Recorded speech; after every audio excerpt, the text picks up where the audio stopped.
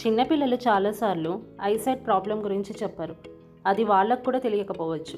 మనమే దాన్ని అబ్జర్వ్ చేయాలి. ఇప్పుడు కొన్ని రెడ్ ఫ్లాగ్స్ చెప్తున్నాను, వీటిని మటుకు ఇగ్నోర్ చేయకండి. మీ చైల్డ్ ఎప్పుడు టీవీకి దగ్గరగా కూర్చుంటాడా, లేక బుక్ని చాలా దగ్గరగా పెట్టుకొని చదువుతున్నాడా? ఇవి రిఫ్రాక్టివ్ ఎర్రర్స్కి సైన్స్ కావచ్చు. అంటే మయోపియా, షార్ట్ సైట్నెస్ లేదా హైపరోపియా అయి ఉండొచ్చు. వాటిని ఎర్లీగా డిటెక్ట్ చేసి స్పెక్స్ ఇస్తే ఐ స్ట్రెయిన్, హెడ్ఏక్ తగ్గిపోతాయి. మీ చైల్డ్ రీడింగ్లో కానీ రాస్తున్నప్పుడు కానీ లెటర్స్ని స్కిప్ చేస్తున్నాడా, లేదా లెటర్స్ని రివర్స్గా రాస్తున్నాడా? ఇది ఓన్లీ లెర్నింగ్ ప్రాబ్లమే కాకపోవచ్చు. ఐ ఫోకసింగ్ లేక ఐ మజిల్ ఇంబ్యాలెన్స్ ఉన్నా కూడా ఇలా ఉంటుంది. టైంకి డిటెక్ట్ చేస్తే లెర్నింగ్ ఆర్ రైటింగ్ ప్రాబ్లమ్ని ఇంప్రూవ్ చేయొచ్చు.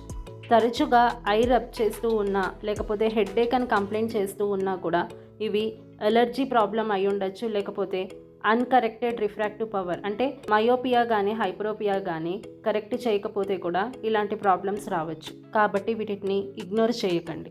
ఒక కన్ను స్ట్రైట్గా ఉండి ఇంకో కన్ను సైడ్కి తిరుగుతోందా, దీన్ని స్క్వింట్ ఆర్ స్ట్రెబిస్మస్ అని కూడా అంటారు.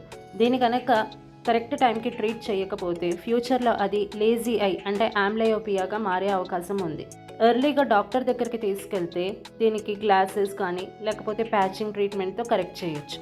పేరెంట్స్ బాగా గుర్తుంచుకోవాల్సిన విషయం ఏంటంటే, పిల్లలు ఎప్పుడు కూడా ఐ సైట్ ప్రాబ్లం గురించి చెప్పరు. కానీ మీరు అబ్జర్వ్ చేసి టైంకి డాక్టర్ దగ్గరికి తీసుకువెళ్ళటం వల్ల వాళ్ళకి ఎటువంటి ఐ ప్రాబ్లం ఉన్నా ఎర్లీగా డిటెక్ట్ చేయటం వల్ల ఫ్యూచర్లో ఎట్లాంటి ప్రాబ్లం రాకుండా ఉంటుంది. హెల్తీ ఐస్ అంటే బ్రైట్ ఫ్యూచర్. ఇటువంటి మీకు eye related videos or information కావాలంటే please like, share and subscribe.